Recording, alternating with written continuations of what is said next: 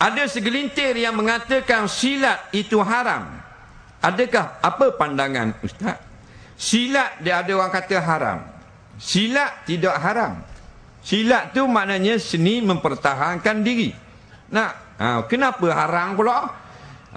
Dalam tradisinya memerlukan buat perkara yang haram baru jadi haram.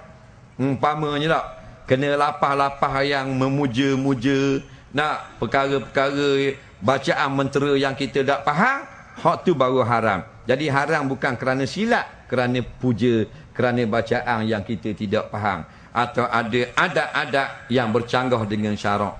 Begitu juga macam bersanding. Bersanding tak haram. Bersanding benda maknanya.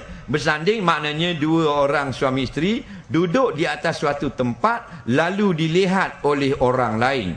Kalau duduk di atas suatu tempat tidak dilihat oleh orang lain, tidak dipanggil bersanding. Macam suami isteri duduk atas kursi tapi tak ada orang tengok. Lama dia duduk, 6 tahun duduk situ. Orang tak panggil bersanding. Pasal makna bersanding, ada orang tengok.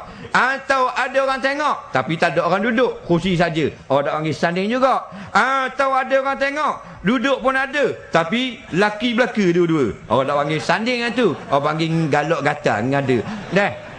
Maka yang jadi haram dedah aurat. Yang jadi haram tukang tengok mu panjat aku panjat mu pula.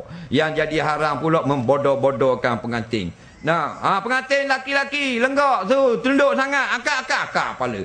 Angkat sangat, tunduk pula. Surat kek pula, sampai masuk dalam hidung kek. Orang pun gelak, bodoh.